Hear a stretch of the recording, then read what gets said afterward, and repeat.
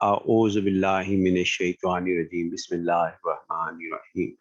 देखिए जी, आज का लेक्चर हमारे पास हायर ऑर्डर डिफरेंशियल इक्वेशंस की एक सीरीज से ताल्लुक़ है।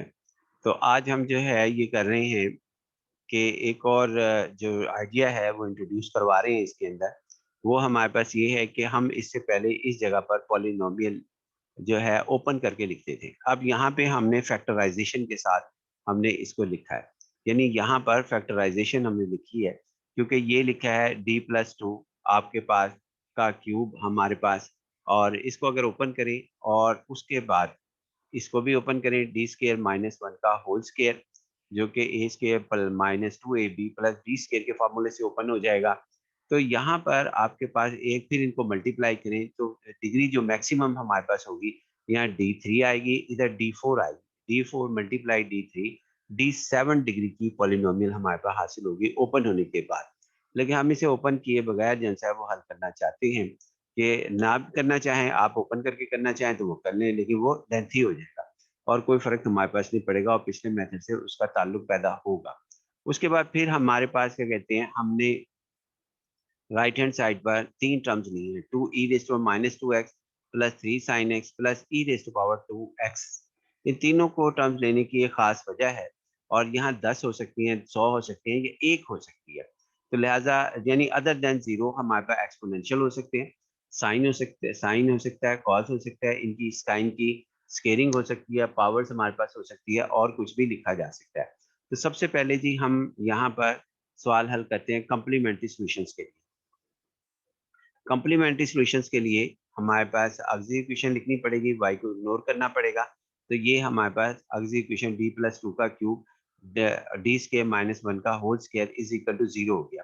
d+2 का क्यूब जब हमने लिखा तो इसको d+2 को 3 टाइम्स लिख सकते हैं। अगर यहाँ 30 टाइम्स और 30 होता तो 30 टाइम्स हम लिख सकते हैं। d is equal to -2, d is equal to -2, d is equal to -2। उसके बाद हम यहाँ पर जो डी स्क्वायर है, यानी ये वाला स्क्वायर हमारे पास है, इसके अंदर ये स्क्वायर हमारे पास लिखा जा रहा है। तो इसको जो है हमारे पास डी स्क्वायर माइनस 1 के फैक्टर को 2 टाइम्स लिखेंगे। एक टाइम्स ये लिख दिया 1 टाइम, और दूसरा टाइम्स यहाँ लिख दिया। इसके बाद इसको हल किया हमने, डी प्लस हमारे पास क्या कहते हैं, इसका हल किया हमने इधर डी स्क्वायर माइनस 1 को चाहे इधर से हल कर लें, डी माइनस 1 डी+1 लिखा, 0 लिखा, डी इज इक्वल टू 1 और -1। इसी तरह हमने इसको हल किया डी स्क्वायर, क्योंकि ये 2 टाइम्स लिखना था तो 1 टाइम ये हो गया, सेकंड टाइम ये हो गया, जिसका जवाब मैंने डायरेक्ट लिख दिया कि डी इज इक्वल टू 1 हमारे पास, और डी इज इक्वल टू -1 हमारे पास आ गया। ये -2 जो है ये 3 टाइम अकर हुआ, 1 टाइम 2 और 3, -2 और जो 1 था वो हमारे पास 2 टाइम्स अकर हुआ, एक 1 ये, दूसरा 1 ये 2 टाइम्स मैंने 1 लिखा है, 1 और ये 1। उसके बाद हमारे पास क्या कहते हैं, इसमें -1 जो है ये भी 2 टाइम्स अकर हुआ, एक इधर से हासिल हुआ -1 और एक इधर से हासिल हुआ था -1 -1 कि इसका मतलब हुआ कि -2 3 टाइम्स है, 1 1 2 टाइम्स है, -1 2 टाइम्स है। तो ये हमारे पास इक्वल रूट्स होंगे और मिक्स्ड रूट्स भी होंगे, क्योंकि ये इक्वल रूट्स भी डिफरेंट रूट्स में हमारे पास आ रहे हैं। उसके बाद -2 को का मतलब है 3 टाइम्स का कि सेकंड डिग्री पॉलिनोमियल लिखना, a plus B X plus C X square e raise to power -2x। और 1 1 हमारे पास क्या कहते हैं, इसका मतलब ये है कि 1 डिग्री पॉलिनोमियल। ये देखिए मैंने किस तरीके से लिखा, 1 डिग्री पॉलिनोमियल 1 के साथ C1 प्लस C3 लिख दिया। यहाँ पे मैं अगर चाहता तो C2 भी लिख देता, लेकिन मुझसे एक जगह C2 इस्तेमाल हो गया था, इस वजह से C3 लिखा। और x 1 डिग्री पॉलिनोमियल है, ये वाला x 1 डिग्री हमारे पास पॉलिनोमियल है, और 1 e raise to power x वैसे ही लिखा गया, जिसका हमने पिछले इक्वल रूट्स में लिखने का तरीक़ेकार सीखा था। फिर उसके बाद -1 हमारे पास ये लिखा, देखिए इसको मैंने एक अलग तरीके से लिखा, C2 प्लस C4x लिखना चाहिए था और ब्रैकेट में e raise to power -x होना चाहिए था। मैंने इसकी ये वाली ब्रैकेट ओपन कर ली, जिससे अगर इसकी ब्रैकेट ओपन करें तो C1x plus C3x e raise to power x। कुछ बुक्स के ऑथर ब्रैकेट्स को ओपन कर लेते हैं, इसको भी जैसा यहाँ पे अगर कोई ओपन करके लिखते तो इसका ये मतलब नहीं होगा, ये गलत हो जाएगा। E raise to power -2x into a plus bx e raise to power -2x plus C X square e raise to power -2x, ये ब्रैकेट को ओपन किया जा सकता है। अब हमारे पास ये है कि हमने जो है वो कम्प्लीमेंट्री सोल्यूशन हमारा जो है वो यहाँ पे मुकम्मल हो गया। अगर कम्प्लीमेंट्री सोल्यूशन हमारे पास यहाँ पे मुकम्मल हो गया, तो अब पर्टिकुलर इंटीग्रल लिखने के लिए हमें 1 ओवर ऑक्सिलरी इक्वेशन, ये ऑक्सिलरी इक्वेशन हमारे पास होगी, जो हम यहाँ लिखेंगे। अभी व्यू आपके सामने आ जाएगा और राइट हैंड साइड के ऊपर जो भी हमारे पास लिखा हुआ है वो इधर लिखा जाएगा, जो कि 3 टर्म्स लिखी हुई। अगर एक टर्म्स होती, यानी राइट हैंड साइड यहाँ से शुरू हो रही है और इधर तक हमारे पास रह रही है, वो सारी हमने ब्रैकेट के साथ लिख दी 1 ओवर ऑक्सिलरी इक्वेशन के साथ, जो अभी आपके सामने व्यू जो है वो बेहतर हो जाता है। तो अब हमारे पास क्या कहते हैं, इसमें यहाँ पर ये देखें, ऑक्सिलरी इक्वेशन हमारे पास ये लिख दी और उसके बाद फिर हमारे पास नेक्स्ट स्टेप, यानी ये ऑक्सिलरी इक्वेशन आपके पास क्या कहते हैं, ये 1/3 तरीके से हमने यहाँ लिख दी और राइट हैंड साइड लिख दी। इसके बाद फिर मैंने इसको मल्टीप्लाई किया है हर एक के साथ, यानी वो उसका व्यू अभी दिखा देते हैं। 1/d+2 का cube into D square minus 1 का होल स्क्वायर, ये इसके साथ मल्टीप्लाई होगा, फिर इससे मल्टीप्लाई, फिर इससे मल्टीप्लाई।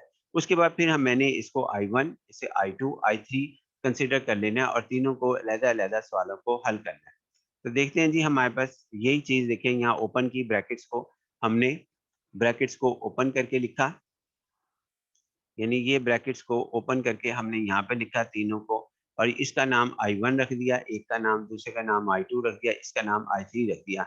I1, I2, I3, तो जिसे मर्जी पहले हल कर लें। मैंने इसको I3 को पहले हल किया, यानी कि I3 ये रहा मेरे पास I3।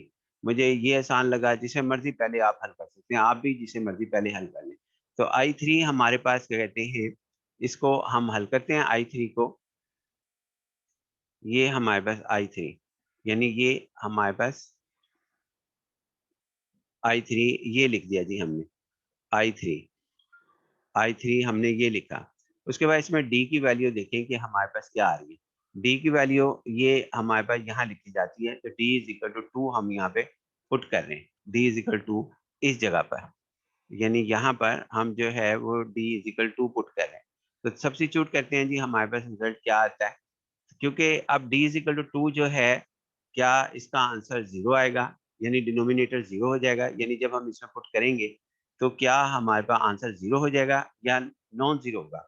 और 0 होने पर हमने पिछले लेक्चर्स के अंदर कहा था कि कौन-कौन से स्टेप्स उठाएँगे, उसके डेरिवेटिव लेंगे डिनोमिनेटर के। और अगर नॉन 0 होगा तो फिर हम कुछ भी स्टेप नहीं करेंगे। ये हमें कैसे पता लगेगा कि ये स्टेप 0 होने जा रहा है या नहीं होने जा रहा है? इसका ताल्लुक हमने पहले भी बताया था, अब फिर दोबारा रिवाइज कर देते हैं कि ये जो D इज इक्वल टू है, ये हमने देखना है कि क्या जब हमने कम्प्लीमेंट्री सॉल्यूशन हल किया था उसमें +2 था, तो इसका आंसर नो है, या -2 है, +2 नहीं है। ये +2 है हमारे पास, +2, तो +2 नहीं है। इसके अलावा जो भी होगा -2, 1 और -1 के अलावा जो भी अदद होगा वो इस पॉलिनोमियल में पुट किया जाएगा, वो अदर देन 0 जवाब देगा। तो लिहाजा यहाँ पे इसका मतलब है कि अदर देन 0 यानी नॉन 0 जवाब होगा जब D की वैल्यू 2 पुट करेंगे। अगर यहाँ पे -2 होता, तो -2 इसमें था, तो फिर आपके पास जवाब जो होना था डिनोमिनेटर का 0 हो जाना था। जो वैल्यूज़ यहाँ होगी वो हमारे पास क्या कहते हैं, यहाँ 0 लेकर आएगी, और जो वैल्यू, जो D की वैल्यू हम निकालेंगे वो यहाँ पर नहीं होगी, वो नॉन 0 वैल्यू लेकर आएगी। देखिए अगले स्टेप में हमने ये काम कैसे किया है, वैल्यूज़ को, D को वैल्यू को पुट किया हमने।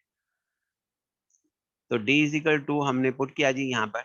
तो आपके पास जो सिंप्लीफाई होने के बाद रिजल्ट जो है, यहाँ पे D इज इक्वल टू इधर पुट किया, 2 प्लस आ गया हमारे पास इसमें, और हमारे पास क्या कहते हैं, यानी ये D+2 हमारे पास +2 आ गया, और यहाँ पुट किया तो आपके पास ये स्क्वायर आ गया, और 8 माइन 9 172 आ गया जी हमारे पास। नहीं, ये 4 आना था, 4 का क्यूब जौन सा होना था वो 16 होना था, यहाँ 8 नहीं आना था, 16 आना था। तो इसको इसी तरह, यानी ये 4 4 हमारे पास है 16, इसको आप सही कर लें जी। यहाँ पर इसकी जगह आप जो है यहाँ पर 16 और मल्टीप्लाई, आपके पास क्या कहते हैं, यहाँ पर 16 मल्टीप्लाई 9, 9 हमारे पास होगा, जो कि कितना बनेगा जी, 16 मल्टीप्लाई 9 हमारे पास इधर जो आंसर आएगा वो हमारे पास यहाँ पे आंसर हमारे पास क्या कहते हैं, इसकी जगह आंसर को 16 मल्टीप्लाई 9 का आंसर आ जाएगा, जो आप कैलकुलेटर की मदद से मालूम कर लेना। उसके बाद जी हम यहाँ पर आते हैं, यानी ये आंसर जरा करेक्ट कर लेना कि ये हमारे पास आंसर जो है 16 मल्टीप्लाई 19 का हमारे पास है, और I3 हमारे पास आ गया। अब हम आते हैं जी इसके अंदर नेक्स्ट स्टेप की तरफ, I2 की जानिब। I2 हमारे पास क्या है, I2 हमारे पास इसके अंदर ये है I2। I2 हमारे पास हमने I2 पहले कर लिया। मैंने कहा था कि जी आपकी चॉइस है, आप चाहे इन ऑर्डर कर लें चाहे दूसरा। ये I2 है जी हमारे पास 1/d+2 का cube d square -1 whole square और 3 साइन x। ये हमने I2 को अब हमने हल करना है नेक्स्ट स्टेप में। जैसा हम पहले हल करते आए उसी तरह आप हल करेंगे। देखते हैं जी, लेकिन इसके अंदर केस हमारे पास थोड़ा दूसरा आ सकता है। ये देखें हमारे पास इसमें जो डी स्केयर की पहले फैसला करते हैं कि डी स्केयर हमारे पास क्या वैल्यू आएगी। डी स्केयर हमारे पास है जी इसके अंदर वैल्यू, डी स्केयर की वैल्यू जो है वो हमारे पास इसके अंदर 1 का स्केयर और -1 से मल्टीप्लाई है। एक्स का कोफिशिएंट 1 है, एक्स का कोफिशिएंट हमारे पास इसके अंदर 1 हमारे पास है, लिहाजा 1 का स्केयर होगा, यानी 1 का स्केयर। और हमारे पास क्या कहते हैं 1 का स्केयर हमारे पास होगा, माइनस से मल्टीप्लाई करेंगे, और जो डी स्केयर से इसको ओपन करेंगे हम, यानी इसको हम सारे को ओपन करेंगे ताकि हमें डी स्केयर का फैसला हो सके। तो देखें जी हमारे पास क्या कहते हैं, यानी सबसे पहले 1 डी स्केयर की वैल्यू होगी -1 का होल स्केयर, जो हम बाद में देखते हैं जी। पहले हम इसको ओपन करते हैं जो मैंने अंडरलाइन की है। तो सबसे पहले जी हमारे पास ये फार्मूला है, इसके अंदर ये formula a plus minus b का cube, a cube plus b cube plus c a b square, वो हमने अप्लाई कर दिया जी इसके अंदर। d+2 का क्यूब ओपन करने के लिए हमने इसको अप्लाई कर दिया जी, यहाँ पर अप्लाई किया। a की जगह d है और b की जगह 2 है, और इस फार्मूले को हमने जो है वो ओपन कर दिया इस तरह, और इसका जवाब ये आया d³ plus 6d square plus 12d plus 8। इसी तरह फिर हमने d स्केयर -1 का स्केयर को ओपन किया, जो कि a square -2ab plus b square. फिर इन दोनों को मल्टीप्लाई कर दिया, d+2 का क्यूब d स्केयर -1, इन दोनों पॉलिनोमियल को हमने मल्टीप्लाई किया। मल्टीप्लाई किया तो आप इसको मल्टीप्लाई करके देख लेना कि इंशाल्लाह यही रिजल्ट आएगा, d7 -2d5, यानी दोनों ब्रैकेट्स को, इस ब्रैकेट को और इस ब्रैकेट को मल्टीप्लाई किया तो हमारे पास जो रिजल्ट आया वो ये था। सिंप्लीफाइड होने के बाद d7 plus 6d6 plus 10d5 -4d4, और फिर उसके बाद हमारे पास इसके अंदर ये पॉलिनोमियल्स ओपन हो गए, और इस पॉलिनोमियल के अंदर हमारे पास ये आंसर आया जी, इसको सिंप्लीफाई कर लेने के बाद। आप चेक कर लेना, अगर मिस्टेक हो तो उसे सही कर लेना। ये पॉलिनोमियल और उसकी जगह ये हमने लिख दिया यहाँ पर, क्योंकि ये d+2 का क्यूब और d स्क्वायर -1 का स्क्वायर ऑक्सिलरी इक्वेशन है। ऑक्सिलरी इक्वेशन फिर हमारे पास ये आएगी d7 प्लस 6d6 सिंप्लीफाई होने के बाद plus 10d5 -4d4 -23d³ minus d का square plus 12d plus 8 into sine 3 sine x। उसके बाद जिस तरह हमने पहले कहा था कि डी स्केयर की वैल्यू जो है वो हम कैसे साइन ए एक्स और कॉज ए एक्स में कैसे मालूम करते हैं, जबकि बाकी 4 ट्रिग्नोमेट्रिक फंक्शन के अंदर हम ऐसे नहीं करते। यानी कि हमने tan ए एक्स का सवाल नहीं किया, cot ए एक्स का सवाल नहीं किया, secant ए एक्स का सवाल इस मेथड से नहीं किया, cosecant ए एक्स का सवाल नहीं किया। यहाँ पे जो हम करने जा रहे हैं वो हमारे पास क्या कहते हैं साइन ए एक्स, और इसका कोफिशिएंट हम चेक करते हैं। ये देखें हमारे पास ये है साइन ए एक्स का कोफिशिएंट 1 है, 1 हमारे पास है साइन 1x। अब 1 का हमने स्केल लिया, ये देखिए 1 का स्केल लिया और -1 से हमने इसको जो है मल्टीप्लाई किया तो आंसर -1 आया, जो कि डी स्केयर की वैल्यू हमारे पास आ गई। अब उसके बाद फिर हमने d7 को स्प्लिट किया, जो कि हम इस तरह लिख सकते हैं d6 प्लस डी, और फिर हमने जो है इसके अंदर डी 6 को स्प्लिट किया, डी स्केयर में सबको स्प्लिट करना है हर टर्म्स को, जिसको हम डी स्केयर लिख सकते हैं। d5 को d4 और हमारे पास d4 इंटू डी लिख सकते हैं। उसके बाद डी क्यूब को स्प्लिट किया जो कि डी स्क्वायर नहीं डी फोर को पहले स्प्लिट करना था, हमने डी फोर को ये स्प्लिट कर दिया और डी क्यूब को हमने डी स्क्वायर इंटू डी लिख दिया। अगर आपके पास आगे स्पेस खत्म हो जाए तो आप इस तरह लिख लेना है जैसा कि अब हमने यहाँ पे लिखा है। आगे स्पेस खत्म हो गई यानी कि 12d रह गया था, 12d प्लस 8 तो और माइनस 10d स्क्वायर भी रह गया था, यानी वो हमने टर्म्स को यहाँ पर माइनस 10d स्क्वायर को इधर लिख दिया और ये ब्रैकेट बता रही है कि ये आगे मूव हो रहा है। उसके बाद 12d भी स्प्लिट नहीं होना था, डी स्क्वायर से जो हायर पावर है D cube, D four, D five, D six, D seven up to जितनी भी हो इसके अंदर वो सबको स्प्लिट करना है, स्वाय डी स्क्वायर को और डी को स्प्लिट नहीं करना। उसके बाद फिर ये हमारे पास लिखा गया और फिर ताकि 1 डिग्री पॉलिनोमियल इन डी बन सके और साइन या कॉस का सवाल हल हो सके। तो यहाँ पर आप मैंने एंगल का नाम नहीं लिया क्योंकि एंगल हर दफा डिफरेंट हो सकता है, यहाँ 1 है। उसके बाद यानी कि साइन 2x साइन 3x सिर्फ हमारे पास ये रह जाएगा। उसके बाद ही हमने इसके हल किया तो हमारे पास डी स्क्वायर का आंसर जो है ये -1 आ गया। यहाँ पे -1 आना था, -1 का क्यूब जो है -1 होना था, डी आ गया। और उसके बाद हमारे पास इसमें -6 हमारे पास होना है और आगे यहाँ पर -1 का स्क्वायर आना है क्योंकि ये वैल्यू हम पुट कर रहे हैं, डी की वैल्यू, डी स्क्वायर की वैल्यू सॉरी -1 का स्क्वायर, तो ये +10d आ जाना था। इसी तरह बाकी हमने किया, डी स्क्वायर का -1 आ गया और उसके बाद ये हमारे पास आया जी -4 +1 होने की वजह से। इसी तरह ये हमारे पास -1 आना था, ये प्लस बन जाएगा +23d और आगे हमारे पास -10d डी स्क्वायर का हमारे पास -1 जो कि +10 बन जाएगा और +10 और बाकी 12d और +8 हमारे पास एज इट आ गया। ये सारी चीजें हमने यहाँ पर कर ली। अब हम जो है इसको सिंप्लीफाई करते हैं सबको, यानी इसमें जो डी है उनको अलहदा करते हैं और कॉन्स्टेंट्स को अलहदा करते हैं। इन सब में इस पॉलिनोमियल में सब में हम हल करते हैं तो जवाब 44d प्लस 8 आएगा और 3 sin x एज इट हमारे पास हो जाएगा। ये अभी तक हमारे पास sin x जो है वो हल नहीं हुआ, ये साथ साथ लिखा हुआ आ रहा है, हर जगह पे देखें ये लिखा हुआ आ रहा है जब से हमने सवाल शुरू किया। इसीलिए हम कहते हैं कि ये जब भी साइन का सवाल शुरू हो रहा होता है ये कॉस का भी साथ हो रहा होता है, सिवाय लास्ट में जाके स्टेप जो है वो चेंज होता है। अब यहाँ पर इसके बाद फिर हमने इसको रैशनलाइज करना है, 44d -8 से मल्टीप्लाई और डिवाइड करना है। तो यहाँ पे ताकि यहाँ पे डी स्क्वायर बन जाए और डी स्क्वायर की वैल्यू -1 हम सब्स्टिट्यूट कर सकें।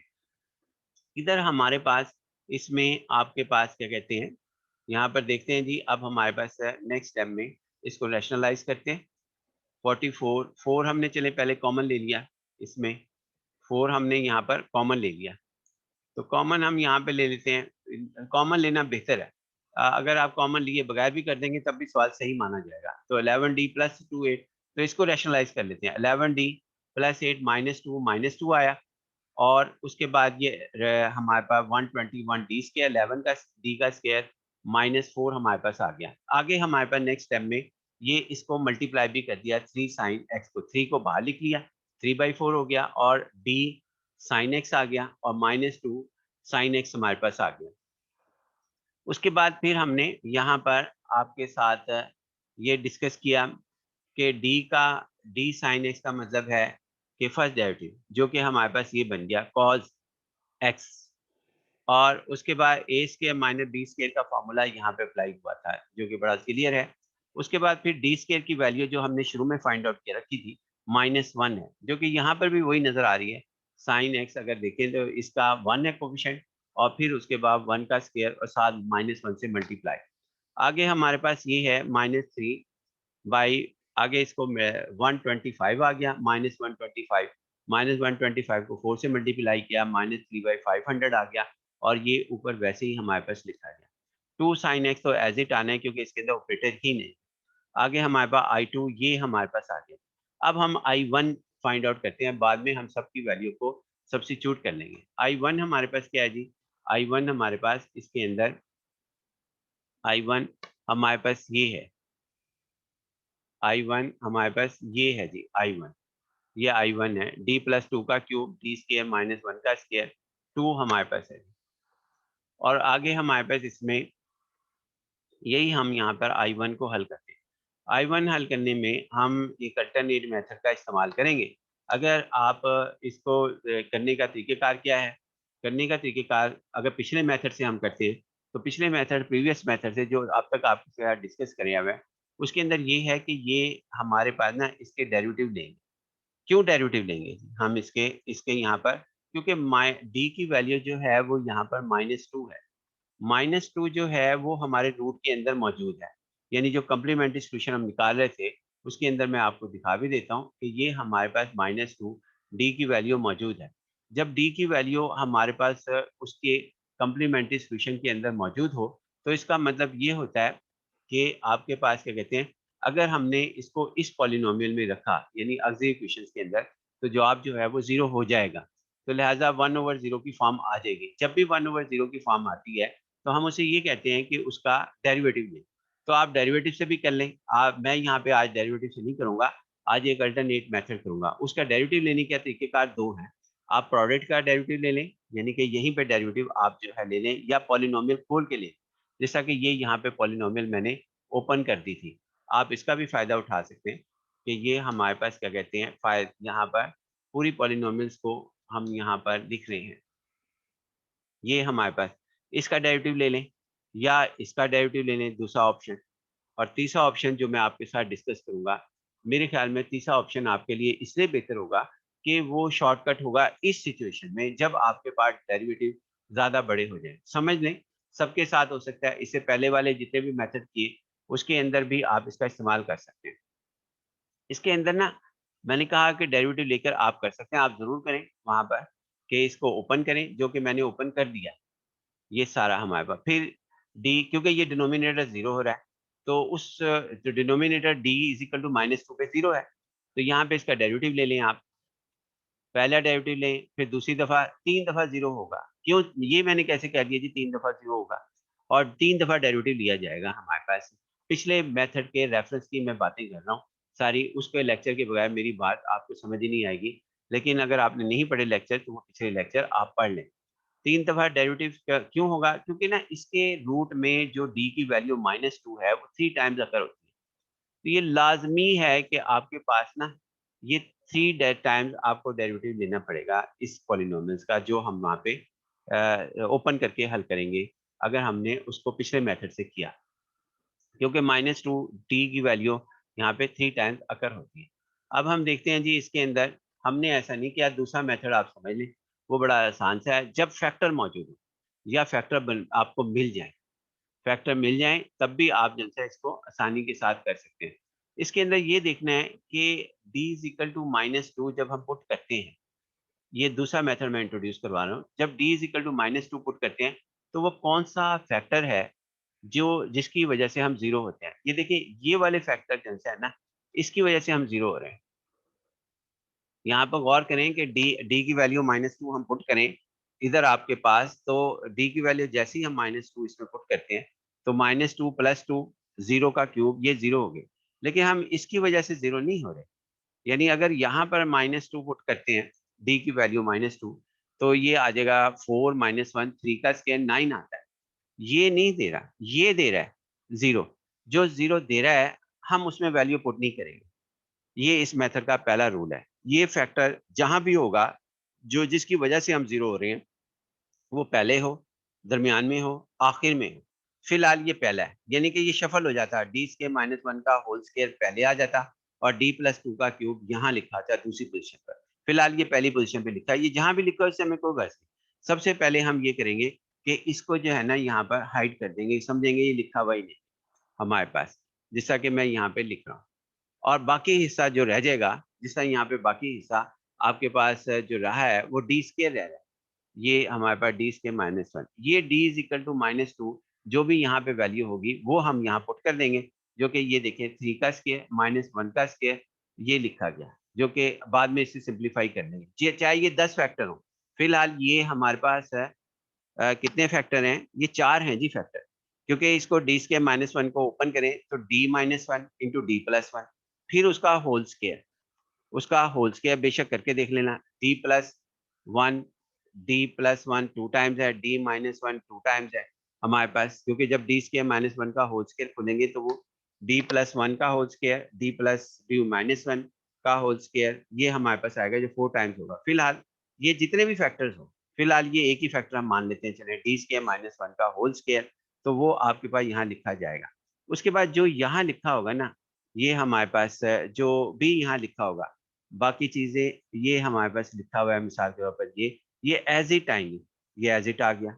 डी की वैल्यू पुट की और वो वैसे ही आ गया। अब ये कैसे लिखा हमने, यानी कि एक्स क्यूब प्लस 3 का फैक्टोरियल, इसको हम डिस्कस कर लेते हैं। पहले उसको हाइड करना है जिसकी वजह से हम 0 हो रहे हैं।